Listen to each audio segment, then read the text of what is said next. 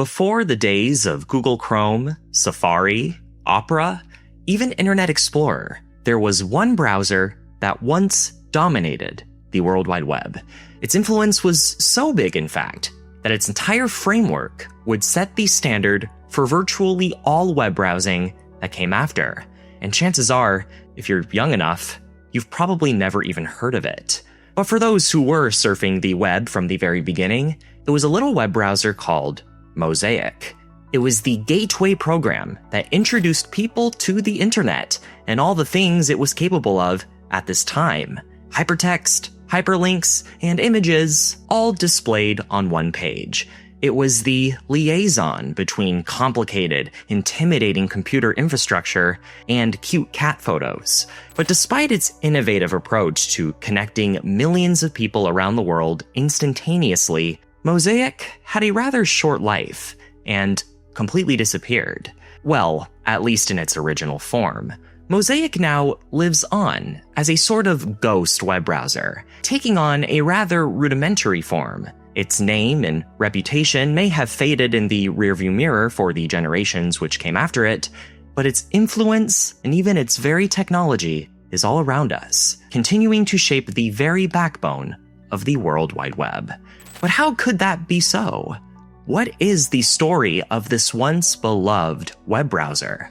To fully appreciate the ongoing legacy of Mosaic, we first need a quick rundown of how the internet works at the fundamental level. The internet is essentially a network of networks, multiple large clusters of computers, all interconnected together through hardware and a shared protocol, known as TCP/IP. Because of this, all kinds of computers from all around the world could speak to each other, pretty much without issue, because they now all spoke the same language. While it was easy for the computers, it still wasn't exactly that easy for the user, especially for someone who isn't very tech savvy. This internet infrastructure was expressed to users in the form of terminals, command lines, walled gardens, or bulletin board systems.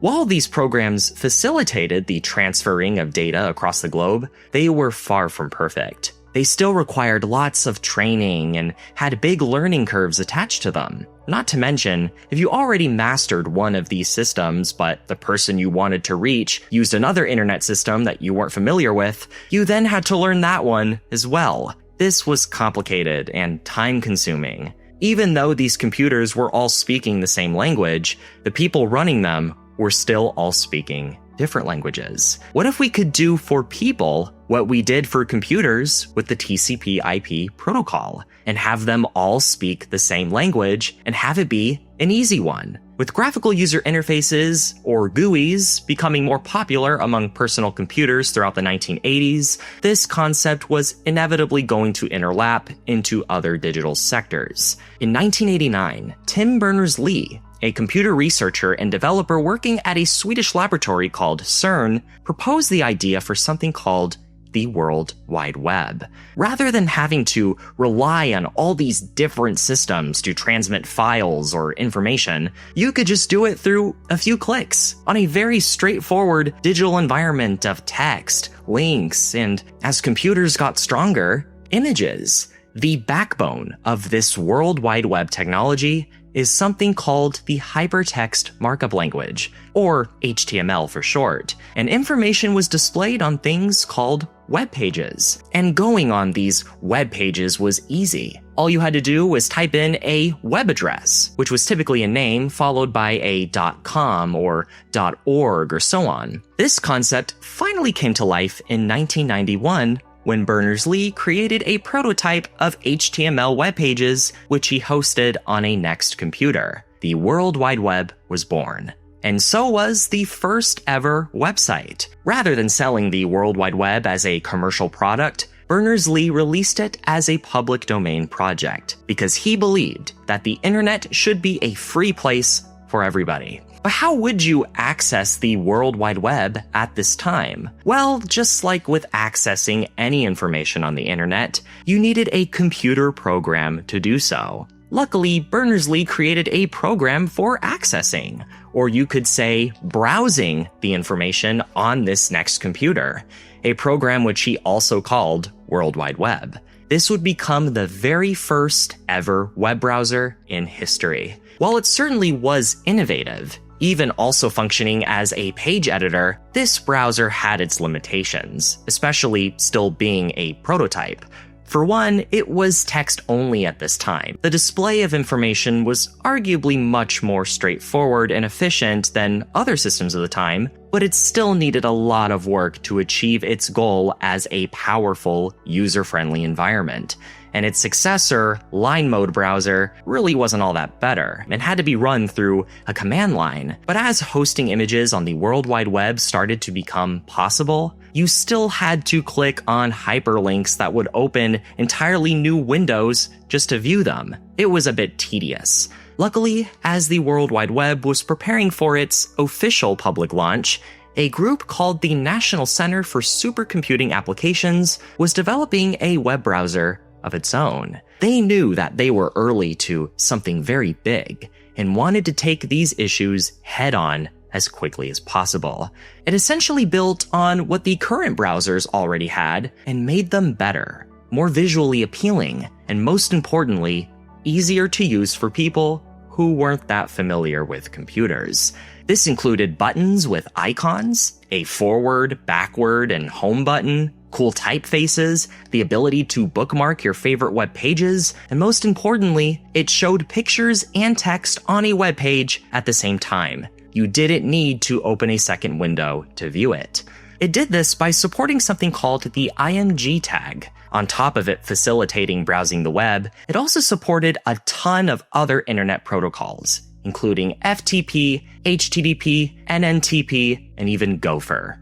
It basically put all the internet in one place by putting its many pieces all together. Because of this puzzle-like structure, they called the browser Mosaic, reminiscent of the mosaic artworks that were made up of tiny specks of stone or glass to create one big picture. And so, Mosaic officially launched in January of 1993, just in time for the World Wide Web's launch to the public 3 months later. Now people could view the World Wide Web and pretty much all the internet as it was originally intended, with creative aesthetics and fun colors, almost like a digital online magazine. What's even better about Mosaic was that it was free. The developers released it as a non-commercial program, meaning anyone from educational or research institutions to even those at home could just download the program to their computer. They could just dial in through their ISP, launch Mosaic, and start surfing the web in no time. Galleons of Spain off Jersey coast. Is that really your idea of how to run a newspaper? I don't know how to run a newspaper, Mr. Thatcher. I just try everything I can think of. Now, if you'll excuse me. Good morning, Mr. Arnold's office. Good morning. Is Mr. Arnold in? He's in conference just now. This is his secretary. May I help you? I am calling on behalf of the Acme Printing Company regarding his order. The Acme Printing Company? Yes. Could you relay to him that his 20 copies of the National Squad Tribune will be ready next Wednesday? No, that order was for 20,000. 20,000? I thought you said 20. May we expect it next Tuesday? Yeah, 20,000 next Tuesday. Totally not horrible at all. Oh, would you look at that? Joe DiMaggio just walked in. Gotta go, bye. I don't know what the I'm doing. Mr. Jones does not know how to run a newsletter, but thankfully, Morning Brew does. They know that nobody even reads the paper anymore. Screens are all the craze, and most importantly, stories should be entertaining, easy to understand, and well-informed, especially when reading something often as mundane as finance, business, or tech. Say goodbye to the days of having to go back and forth between news sources written with verbiage that's hard to understand. Your Morning Brew newsletter comes first thing in the morning, takes less than 5 minutes to read, and is all in one place. If it is relevant to your life, you will find it within Morning Brew, and being informed will feel like talking to an old friend. Color motion pictures with something called Technicolor. What a concept! I ought to make a video about that. Morning Brew is the newsletter of choice for over 4 million people. And best of all, it is completely free and takes less than 15 seconds to sign up. Click the link below to sign up for Morning Brew for free, or scan the QR code on the screen. Morning Brew, you're soaking in it. But of course, Mosaic was also not immune to issues at its launch. For one, it initially only supported Unix systems.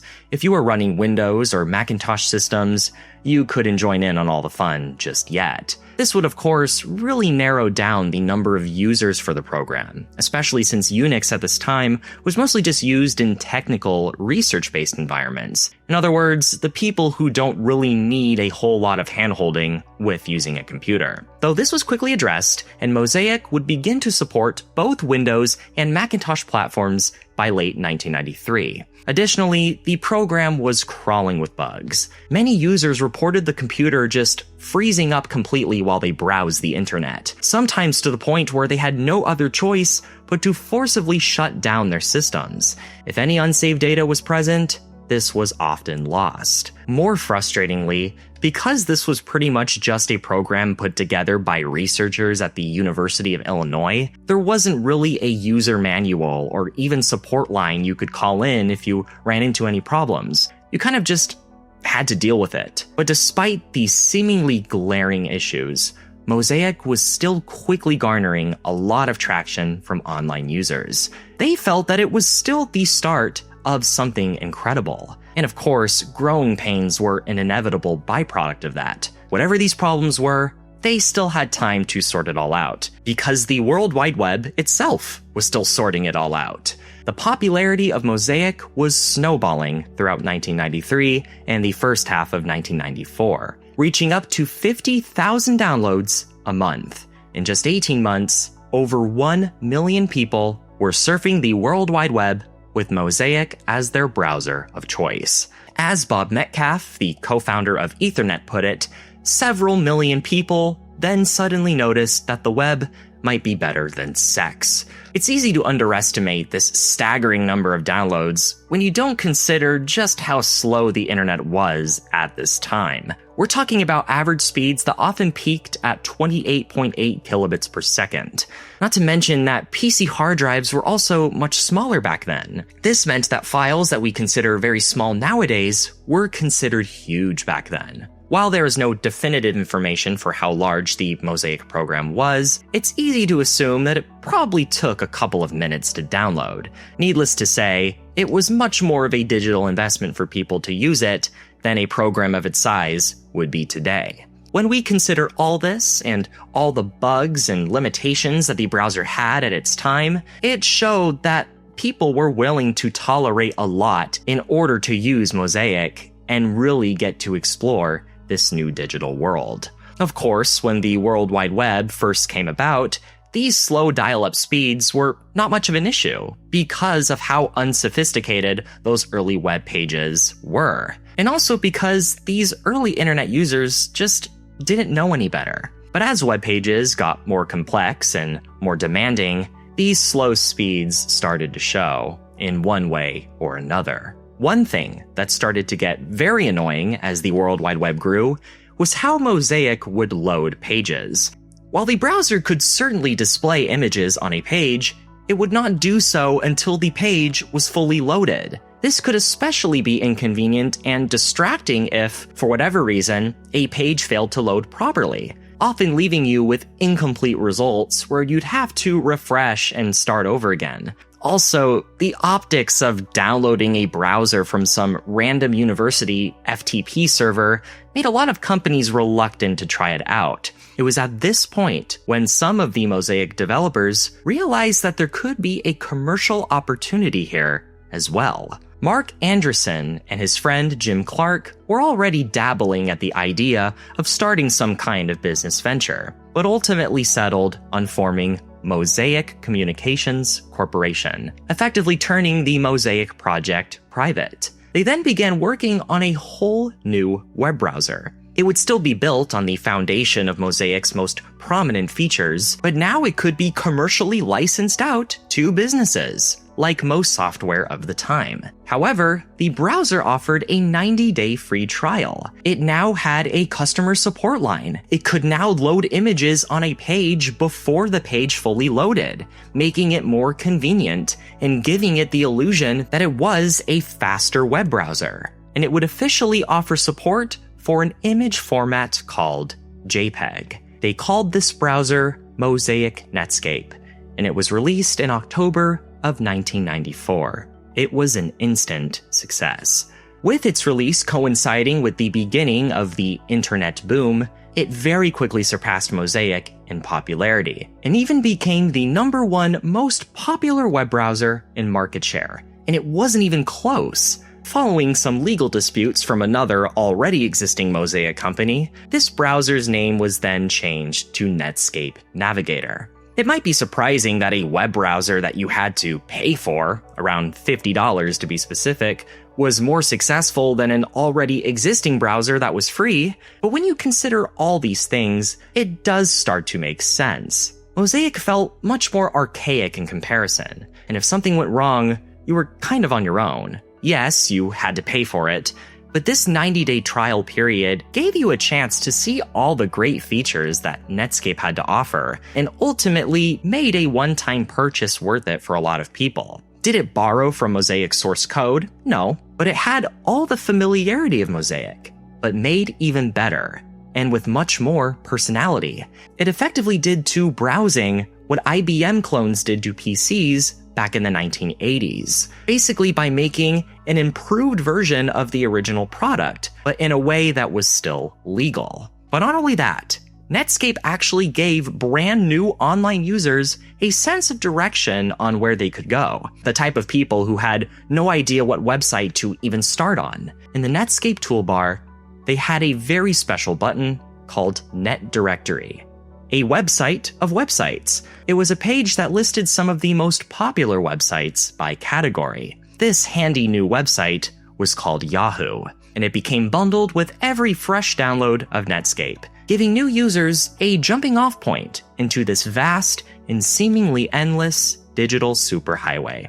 Netscape even had its own cute little mascot named the Mosaic Godzilla, or Mozilla for short. This name was also a play on the words Mosaic Killa, to show that they were really serious about this new project.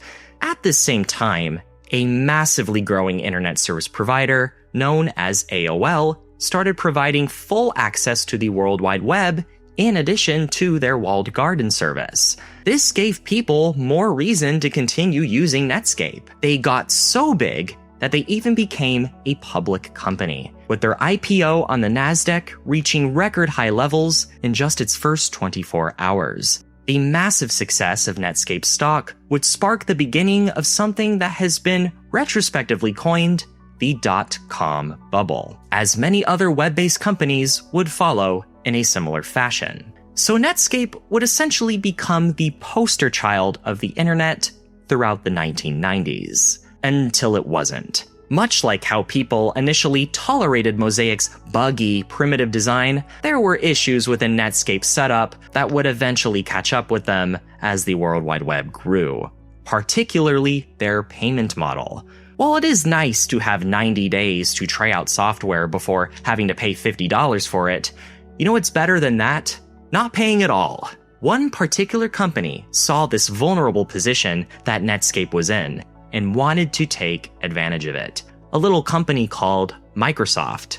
Ever heard of them? Shortly after their massive success with the release of Windows 95, Microsoft began working on their own brand new web browser, which they called Internet Explorer. Initially bundled with their enhancement suite Microsoft Plus, it eventually was shipped with all copies of Windows 95 by August of 1996, and the best part, it was completely free. By this point, Netscape had set the standard for how web browsing software should be designed, at least enough for Microsoft to know which Netscape-style features were worth emulating to make a decent competitor. Additionally, people had gotten familiar enough with the internet where navigating a different browser wasn't as intimidating of a concept. Was Internet Explorer as good as Netscape? Not really, but it was free, and you didn't even have to download it. And that was super convenient. Throughout the rest of the 90s, Internet Explorer was starting to take over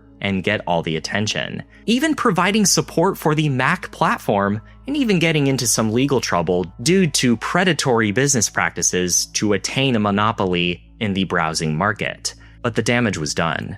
By this time, Netscape had significantly fallen from grace, becoming a paywalled shadow of its former self. But much of the Netscape development team wasn't ready to give up. In 1998, they took Netscape Navigator and released its source code. Basically, the secret ingredient. This predominantly included the code for many of Netscape's plugins, but because their market share was now heavily dominated by Internet Explorer, they kind of had nothing to lose. With this decision came the formation of the Mozilla project, and now thousands of enthusiastic programmers were contributing their knowledge and unique creative brainpower to essentially create a super web browser. The web browser truly for everybody. Naturally, it continued to include virtually all of the features that made Mosaic special, like bookmarks, navigation buttons, and a very similar interface. After years of hard work and rigorous testing, a beta for the browser was released called Phoenix, a metaphor for Netscape's rebirth and resurrection. However, legal disputes from a company called Phoenix Technologies pressured them to change it to the more literal name, Firebird. Then another technology company with the same name got into their hair as well. So in 2004, they chose a name that would stick indefinitely, Mozilla Firefox, which happened to be a nickname for the red panda. So they used that as the logo. Released as a free and open source web browser during a time where downloading things off the World Wide Web was now much easier, it quickly began to challenge Internet Explorer's huge hold on the browser market. Its decentralized and open setup allowed for it to be a more secure, stable, customizable, and arguably better browser than Internet Explorer. It was at least good enough to persuade a lot of people into only using Internet Explorer just so that they could download Firefox. Even closed off corporate browsers have borrowed some components from this Mozilla source code, despite being independent programs. This includes Google Chrome, which has incorporated some of Firefox's methods for implementing cookies. Although decades of research and development has now allowed these programs to continue improving the web browsing experience in their own unique ways, it all started with Mosaic. Despite its physical form being long gone, Mosaic's influence and philosophy is omnipresent, manifesting in ways that are hard to avoid and go beyond just code. The very appearance and techniques that make up the modern web browsing experience are derived from Mosaic's fundamental principles. It is the ghost of the World Wide Web, with its legacy showing up in little bits and pieces that, when put together, help make up the self-governing, decentralized internet that Berners-Lee envisioned all those years ago. If you would like to learn more about the browser wars and the internet in general, I have included a set of videos in the description. You can also learn about other technology wars, such as Mac versus Windows, right here. A special thanks to my Patreon supporters. Check out patreon.com/nationsquid for exclusive content. You can always buy me a coffee as well if you're feeling extra generous. Thank you for watching, everyone.